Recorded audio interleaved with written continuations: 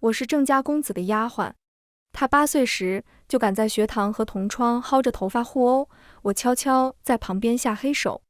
2个半大小孩在一起，鬼主意比吃的饭都多，狗胆包天到连公主府的墙都敢爬。夫人忍无可忍，拿绳子把我们俩拴在大门口。有客人上门时，我正和公子绞尽脑汁解开绳子，不小心撞倒一位副将，他狼狈地摔了个狗啃泥。气急败坏爬起来后，副将捏着我的下巴左右打量，陷入了沉思。你不会是我家将军的私生女吧？大家好，欢迎收看皮皮听书。我好奇发问，敢问将军今年贵庚啊？副将略略沉吟片刻，斩钉截铁。25。公子郑怀书微笑，那真是天赋异禀，我家阿静今年14。这么年轻的将军，怎么生出我这么大的女儿？我深感对方在耍我，这是想凭空让我认个爹，占个大便宜。副将的脸色逐渐涨红，他肤色本就有些黑，看着一言难尽。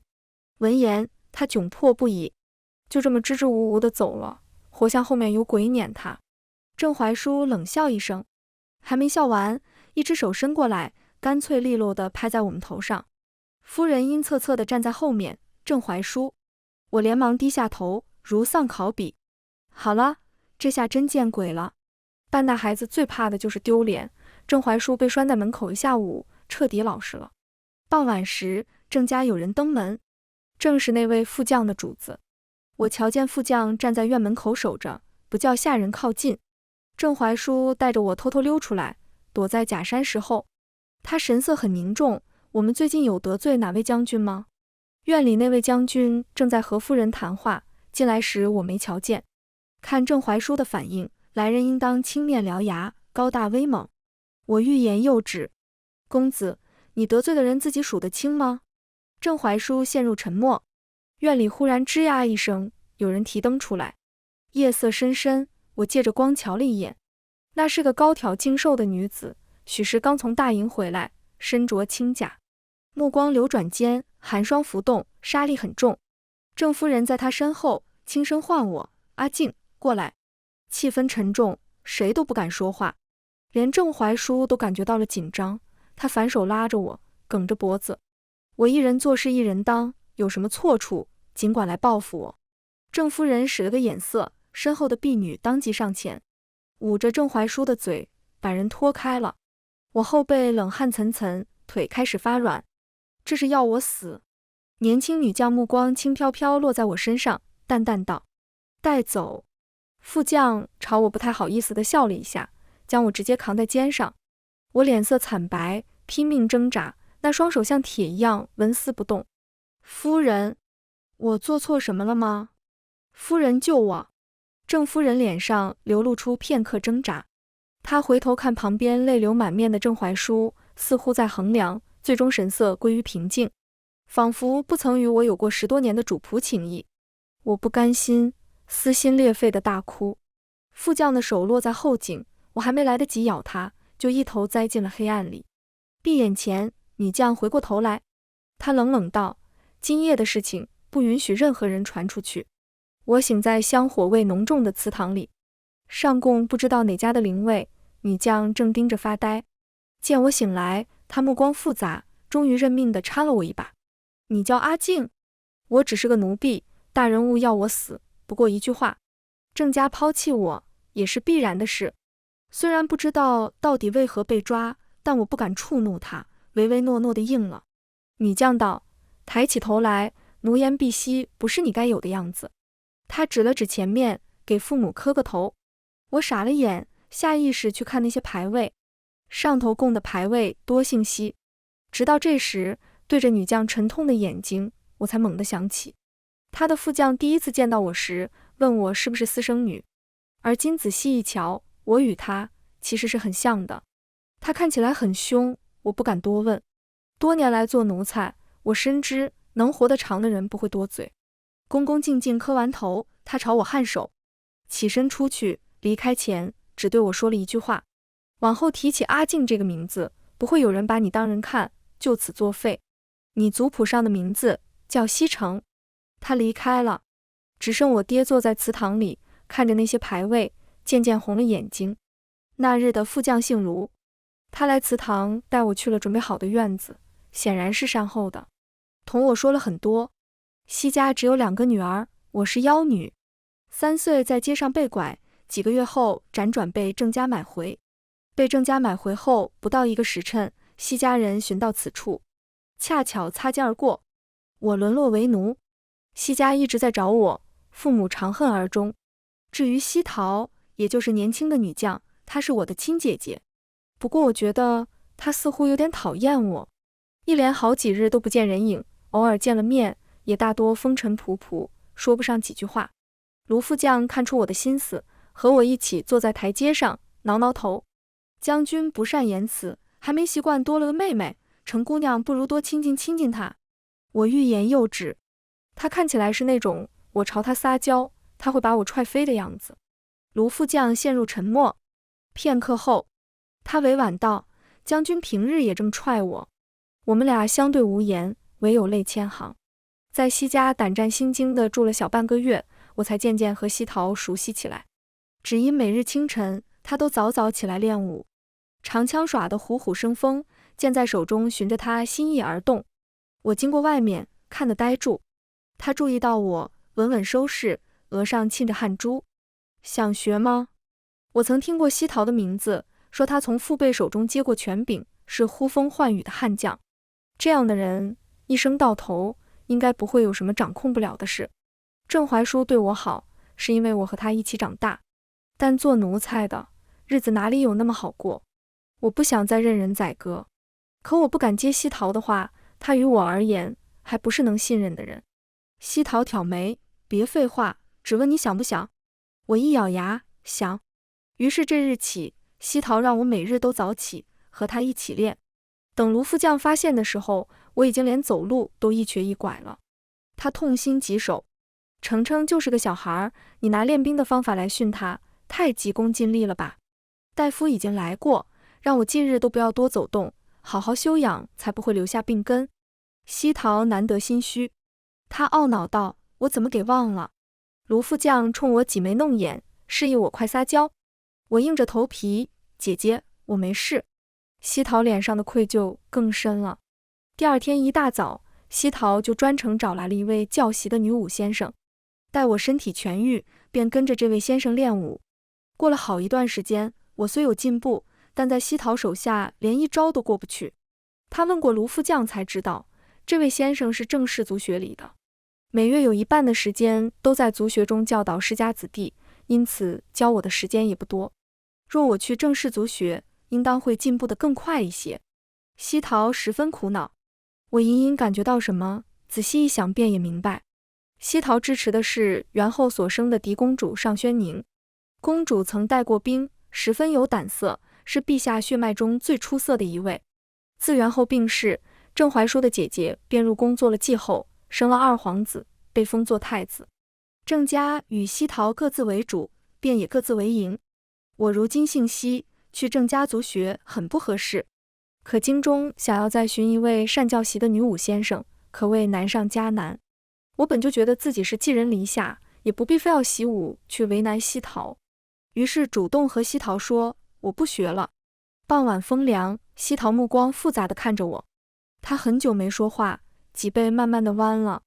等到我心惊胆战，以为惹恼了她时，西桃忽然用力地把我抱在了怀里，连着风霜的味道。她哑声道：“学？谁敢欺负你，我替你出头。”过往10多年的人生里，就算是我自认很好的主子郑怀叔，也从未对我说过这样的话。直到这一刻，我才有了些真实感。我不再是奴才，有家里人为我撑腰。西桃果真把我送入了族学，郑夫人面上虽有些微妙，却也没敢说什么。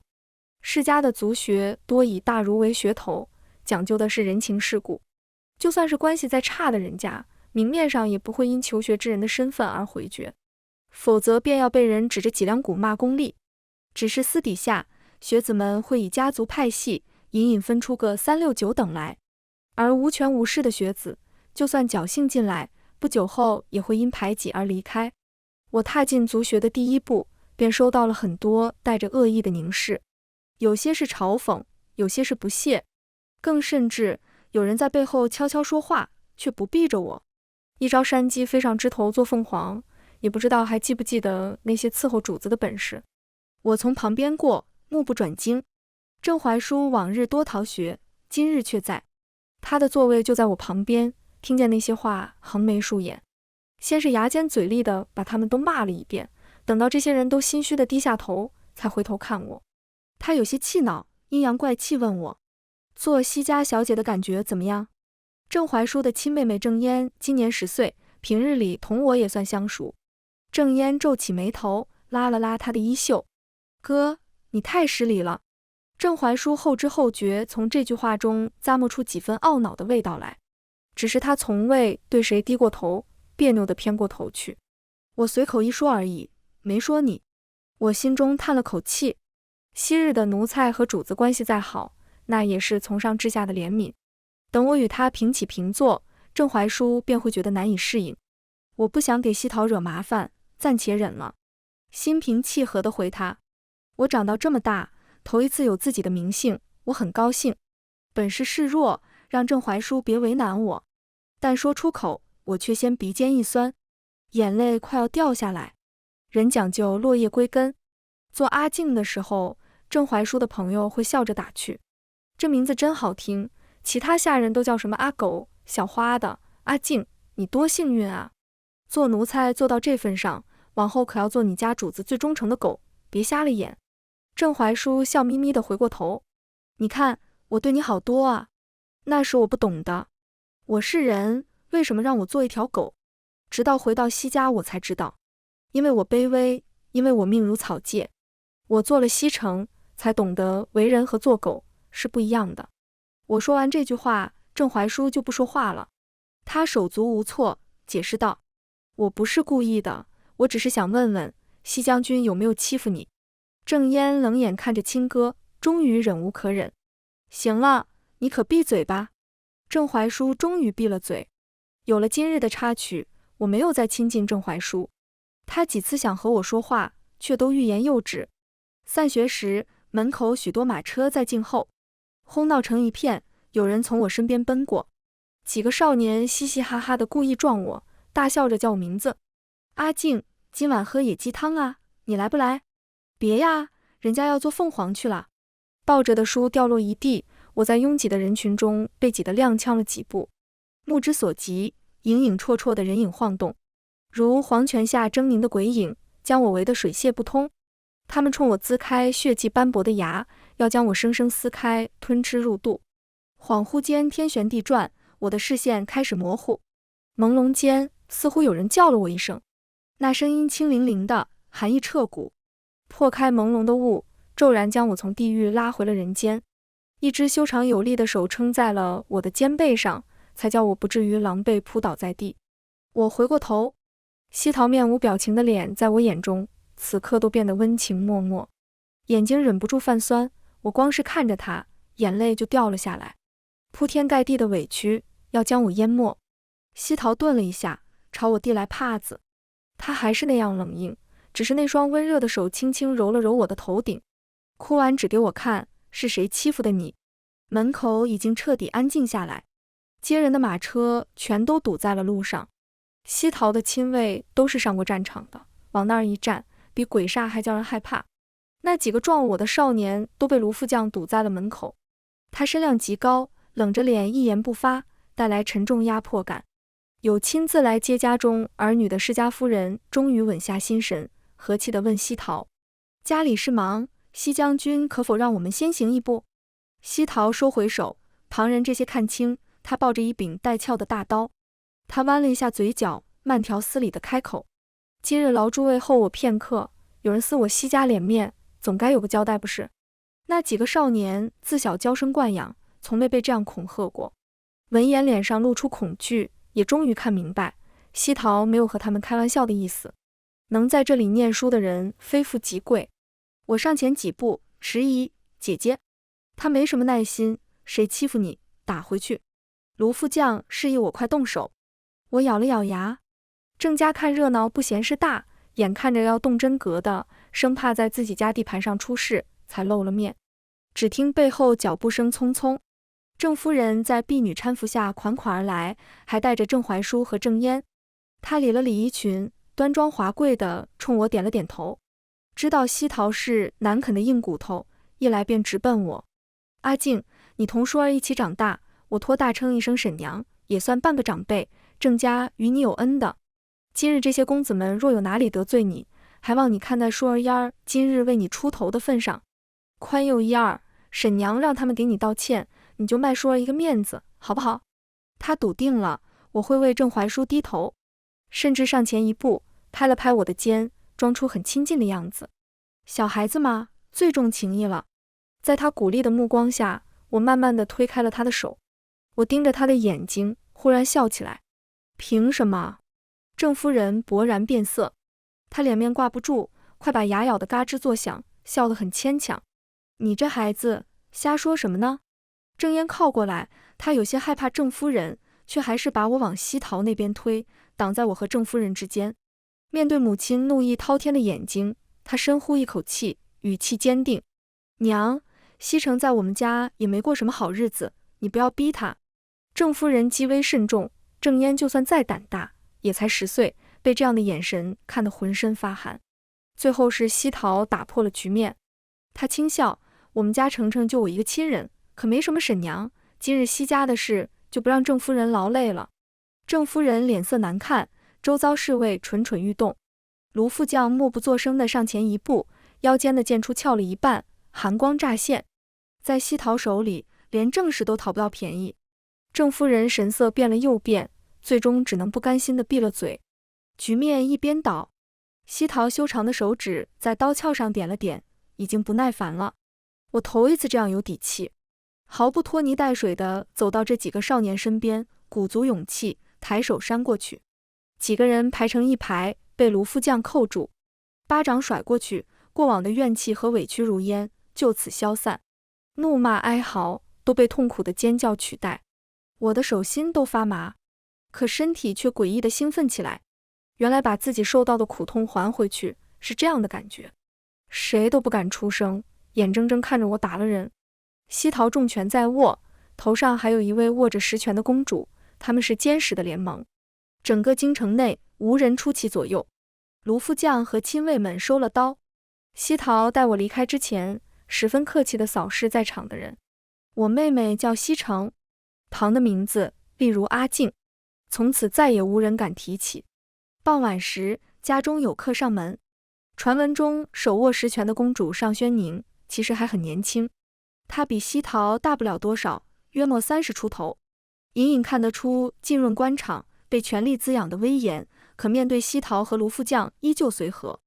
三人没坐厅堂里，反倒像孩子似的坐在门口的台阶上。尚宣宁把碍事的裙摆抱在臂弯里，那几个不长眼的我已敲打过，明日会离开族学。多谢公主，臣感恩戴德。西桃一本正经。尚宣宁笑骂了一声：你这混球，给我好看呢。连卢副将这种不苟言笑的都忍不住笑出声。闲聊间，西桃忽然朝我的方向招了招手，我心头一跳，本以为自己躲得很好，没想到还是被发现了。我只好硬着头皮走过去，规规矩矩给尚宣宁行礼。他望着我，笑得发抖。卢副将丈二和尚摸不着头脑：公主，怎么了？尚宣宁笑个不停，顶着陶陶的脸给我行礼，真爽啊！西桃恼怒，不敢踹他，只好伸腿轻轻踹了我一脚。我敢怒不敢言，等他们笑够了，跑进屋端出一盘点心。我放在西桃面前，闷声道：今日谢谢你给我出头。西桃挑眉，神态很生动。他看出了我的窘迫，没为难我，接过点心，直白道：下次不要再说谢谢，我是你亲姐姐。我点点头，心里如春水浸泡，软了一片。我知道，我彻底信任他了。中途酒没了，西桃让我去取酒。等回来的时候，3个人打成一片。卢副将出乎意料的酒量很差，被西桃摁着挡上宣宁伸过来的手。2个清醒的人像小孩打架似的抢最后一块点心。公主不像公主，将军不像将军。直到最后，他们都喝醉了。我蹲在西桃身边，无语凝噎。姐，你还能走吗？可惜醉鬼是真的懵了，他把我当成了上轩宁，伸手捏着我的肩，晃了晃我，不太清醒，眯了眯眼。我以为他要吐，准备扶着他弯腰，不成想西桃醉醺醺的，忽然说：“公主，我要走了。”我心头一慌，连忙追问：“你要去哪儿？”他嘿嘿一笑：“平泽关总打仗，我已经延迟好几日了，不能再耽误了。喝了我的酒，那就要帮我办一件事，你必须答应我。”我看着他，好。西桃握着我的肩，一字一句嘱托，每一句都是我不知道的。他说：“程程受了太多苦，你替我照拂他2年。他性子要强，你别逼他做不喜欢的事。等他都学得差不多了，能保住自己的命，再把他送到我身边来。做将军的本该心硬，可人非草木，难免有点私心。”颠三倒四说到最后，西桃千言万语凝成一句：“他是我在这世上最后的亲人了。”真正的公主躺在旁边，已经醉得不省人事，而假公主慢慢的红了眼睛。西桃是悄悄溜走的，她带着卢副将在大半夜跑了，生怕面对离别的场景。我早知道她要走，她为比封疆大吏，和卢副将镇守边关，战事紧急，一连几年都不一定能回京城一次，下次再见不知道是什么时候。于是我坐在门口，看着残叶打着旋儿从马蹄下坠落。上轩宁不知道什么时候靠在了门框上，他悠悠开口：“要追吗？马我给你准备好了。”我猛地站起身，因为长时间坐着，腿麻了，差点往前扑过去。马呢？他沈笑一声，坦坦荡荡：“骗你的。”我心灰意冷地坐了回去。西桃是个骗子，上轩宁也是。上轩宁没想到我真想追，刚刚骗了人有些心虚，摸了摸鼻子。他坐在我身边，好声好气跟我商量：“我给你2年，你跟在我身边，要是真的能保护自己，我就送你找你姐姐。”西桃本来计划是4年的。我眼睛一亮，当真？上轩宁刚骗了人，正是心虚的时候，见我真的上钩，顶着被西桃打死的风险，他斩钉截铁：“真的。”于是这日起，我就留在了公主身边。他看我每日来去麻烦，索性把我搬进了公主府。前有西桃，后有公主。我在郑家族学又待了1年，期间一切风平浪静。只在第2年离开族学，被公主走后门塞进太学时，被郑家兄妹缠住了。因他母亲郑夫人从前嫌恩为难过我，郑怀叔这1年在我面前嚣张不起来，他常给我送些小玩意儿。郑夫人知道我有公主撑腰，没再多干涉。这些熟人里，反倒是郑嫣和我走得更近。我记得她当初在郑夫人的威严下为我说话的情分，逢年过节也没忘了送些她喜欢的礼物，一来二去关系就好起来。知道我要去太学，往后见面机会更少，她很担心，喋喋不休地嘱咐我：太学都是皇子公主，还有宗室子弟，你要小心些。那些人不好招惹，即便有公主撑腰，也得掂量他们背后的家族有多少分量。我领了他的心意。按理来说，我非宗室子，一般入太学都是给皇嗣做伴读的。但陛下子嗣凋零，上轩宁是元后所出的嫡长女，也是唯一的公主。2皇子是郑皇后所出，是储君。除此之外的2位皇子都是妃嫔所出。3皇子自幼体弱，常年静养，而4皇子刚满月。上轩宁也谈过这个问题，可能公主打小狗胆包天。她一拍桌子，冷笑一声：“老2、老3都是废物，老不死的还天天想着把皇位传给儿子，哪怕我能力出众，还当皇帝呢。”我一拳没打完，兄弟俩黄泉底下头七都过完了。我惊恐地捂住他那能住自己满门的嘴。没有要伴读的皇嗣，我便不用受任何事干扰。期间，我见到了太子，他今年17，本该参与朝政。来太学时，听着身边女官的话，找了个地方坐下来看书。可没多久，便焦躁不安，浑身冒汗。女官去安抚他，只说了一句话，就被他一拳掀翻。上前制止的人不敢拉扯他，中途又被他伤了好几人。郑皇后匆匆赶来，强硬让人把他带走了。女官一一封口。我冷眼看着，终于明白上轩宁的不甘。储君病情愈发严重，三皇子是个病秧子，四皇子还是个奶娃娃。皇帝却自始至终没看过这个出众的长女，只当她是储君登基前稳固江山的工具。而在此之前，并非没有女帝先例。陛下如此偏心，若我是他，也不甘心。这一年，我在太学读出了名堂。宫中曾有人来过公主府，问能不能讨我做娘娘身边的女官，自然也有拉拢之意在里头。上宣宁有实权，时常带我出入大营。彼时，我已经在公主府的教场混出了点名目。他终于肯放我去找西桃。平泽关比我想象中冷，严寒让这里常年有风雪覆盖，冷的人皮肤冻得紫红。等我到的时候，手上的冻疮发作的厉害。西桃把上宣宁大骂一顿，说好的至少4年，他耍我呢。我不敢作声，低着头捂住手上的冻疮，装可怜骗他。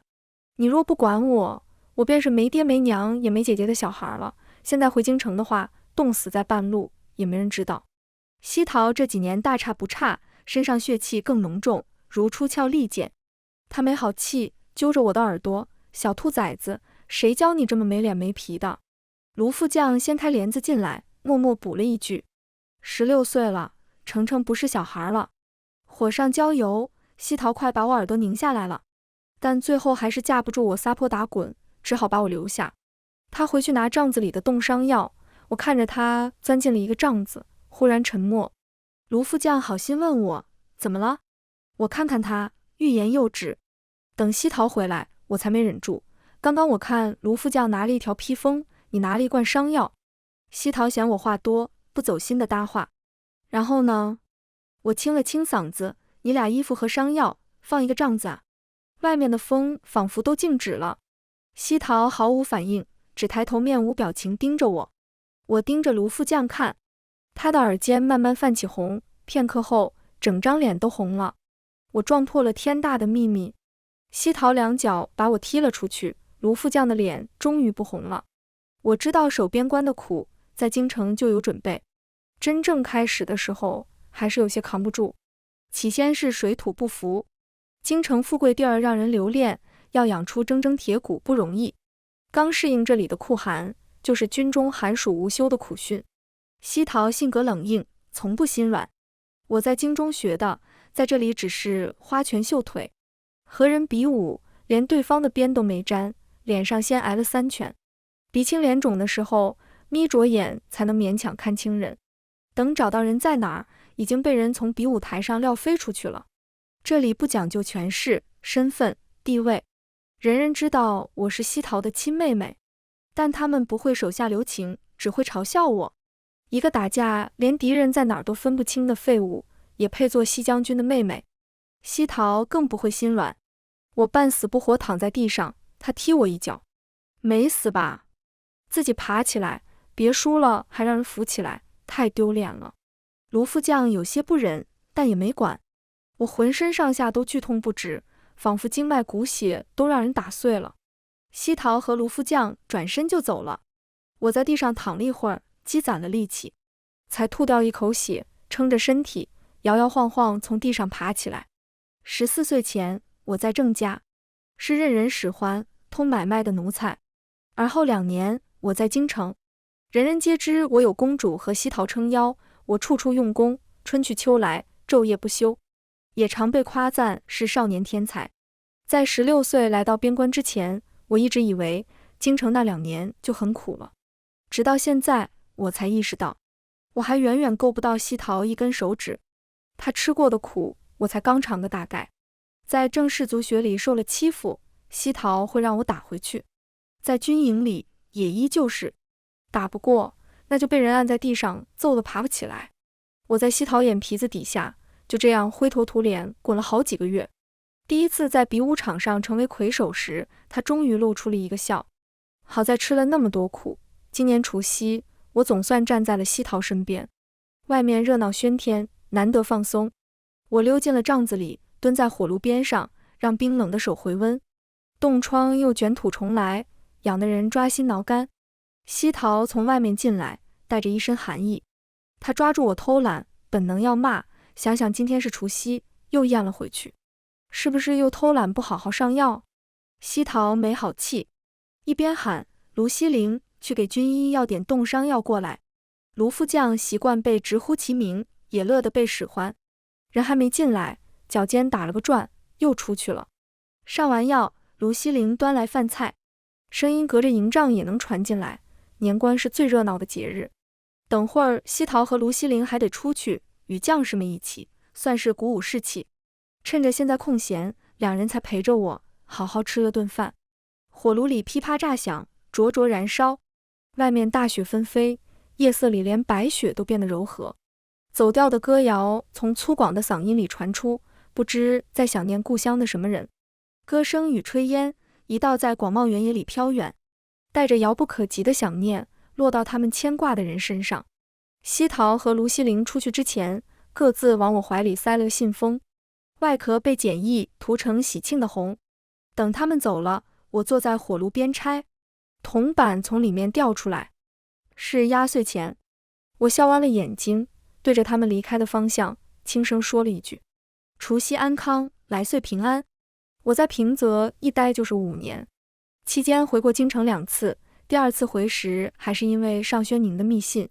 他把我翻来覆去的看，长叹一声：2个畜生啊，把我家孩子养成野狗了。我窘迫地把自己赶路散开的头发重新用发带绑起来，这会儿可能真的很像要放回来的。休整后与他说起正事。皇帝年老，身体越老越差了。尚轩宁安插在皇帝身边的太医说，他活不过今年，也就是这几个月了。郑皇后一定会想办法把自己的儿子推上皇位，尽管人人都觉得不合适，储君躁症严重，快连郑皇后都敢打。可郑皇后和储君不是孤立无援，郑氏是世家，势力牵扯广泛，牵一发而动全身。这些年已经把手伸得越来越长，从龙之宫人人都惦记着，要到腥风血雨的时候了。我想回到平泽已经很晚，我带着尚轩宁的消息回来。夜巡的士兵看到我，道：西副将，大帅和卢将军说让您回来就直接过去。我点头，径直钻进了帅帐。5年足够很多东西发生剥皮退骨的改变，大家都攒够了资历，往上蹿了一截，按功升迁。西桃30来岁，已升了3军主帅。我同他禀报了消息，他有些头痛。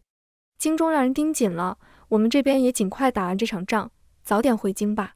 雨下得突然，一连几天都没有停下的趋势。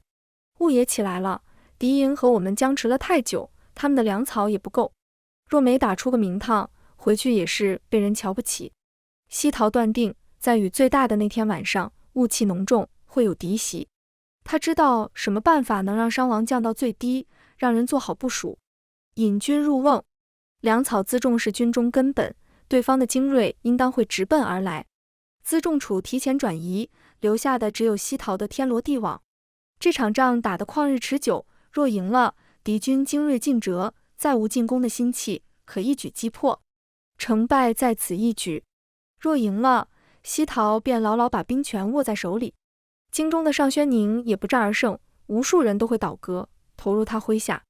为此，西桃宵衣干食，倾尽心血。这样重的计划不能出一点差错。除计划中的人之外，整个军营里没有别人知晓。汹涌的浪潮掩盖在谁也看不见的深处。我请命为西桃做第一个冲锋陷阵的人。今夜的雨很冷，轻甲都如有千军，主力和前锋都压在阵前，虚甲的辎重处一切如常。雾如约而至，我隐没在黑暗里，任凭雨水淋透，远远的却见营帐中有什么东西一晃而过。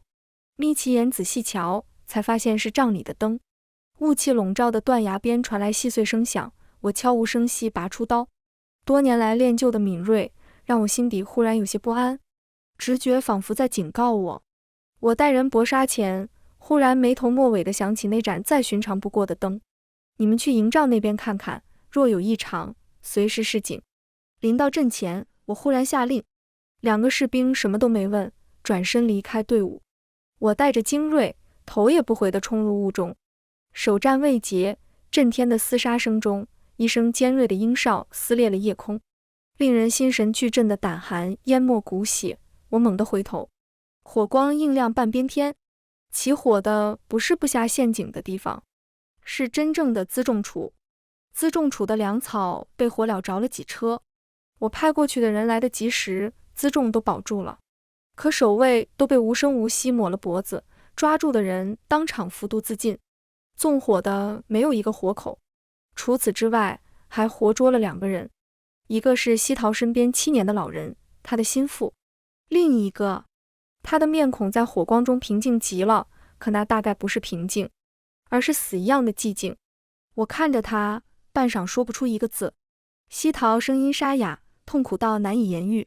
卢西灵，你为什么会在这里？他被压着跪在地上，五花大绑。听到西桃的问话，脸上平静的面具一寸一寸碎裂，露出下面惊骇到近乎恐慌、绝望到万籁俱寂的脸。他痛苦极了，仍竭力保持冷静。我来救火，可这些人都是跟着他来的，是他领的头。我怒从心来，当胸一脚踹翻跪在他旁边的另一个人，听见自己声嘶力竭的质问：你放的火，是不是你骗了他？西桃手指都在颤抖，等着一个回答。他身边7年的心腹，竟然是敌军隐藏多年的探子。这么多年了，什么马脚都没露出来。对方古怪地笑了2声，没回答，反而像是解脱似的。我很小就被送到这边来，如今死了，也是殉国。他口鼻开始流血，人也开始抽搐。亲卫连忙掰开他的嘴，给他灌水，可毫无用处。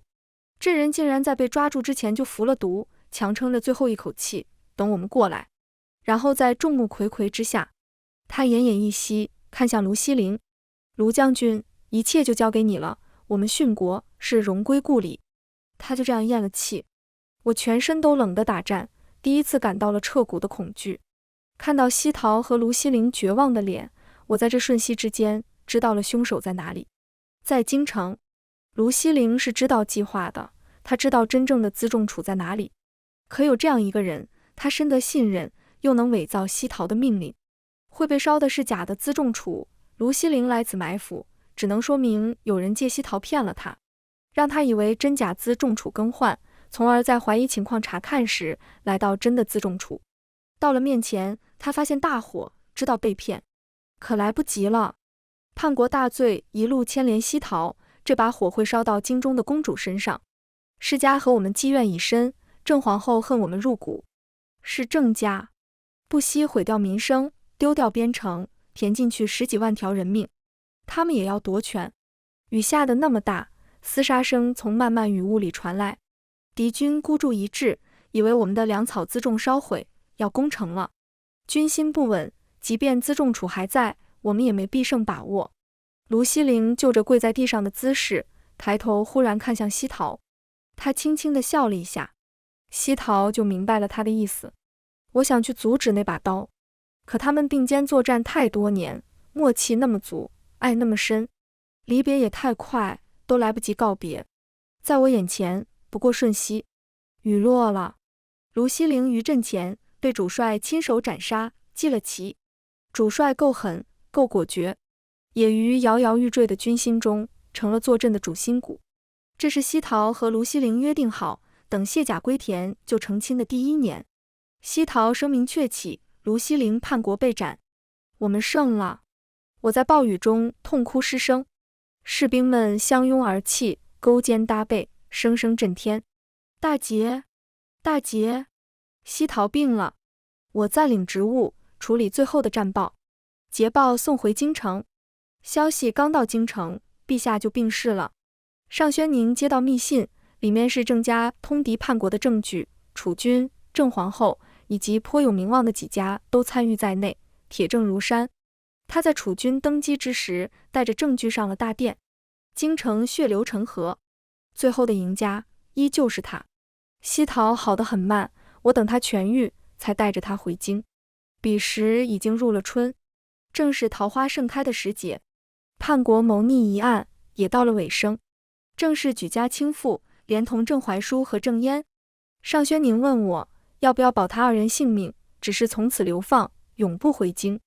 我摇了摇头，他们无辜，可被郑家害死的那些人也无辜，卢西灵也无辜。亲手斩杀他的西桃，恐怕从未想过。他声名鹊起的这一战，是以杀卢西陵开始。陛下为卢西陵翻案，追封他为中永侯。我有些恍惚。卢西陵总是沉默的，他不爱说话，不善钻营。手底下的人若立了功，他每每上书都要为他们请功，哪怕会让外人觉得他不如年轻人英勇。相熟的人常劝他多为自己着想，一点功劳罢了，懒就懒了，压一压下头的人也好。他只是抿唇一笑置之。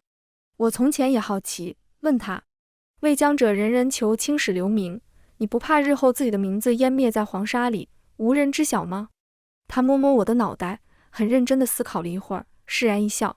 我无愧天地君亲师，无愧自己的心，在心上人面前抬得起头，这就够了。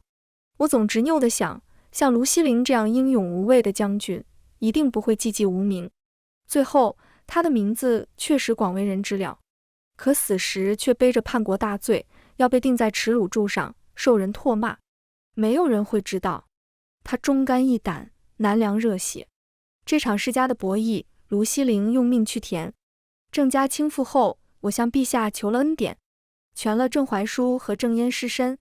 陛下又问西桃，他想要什么？权势、声名、富贵，只要陛下所有，都能给他。可西桃想了想，只要了1个月闲暇。春日已至，他要去南山折一枝桃花，送给一个看不见的人。待这1个月过去，他会重新做回那个战无不胜的主帅。往后漫长的余生，都要用这短暂的1个月聊以慰藉。全文完，皮皮听书，感谢您的观看，每天上新精彩小说，喜欢就订阅吧。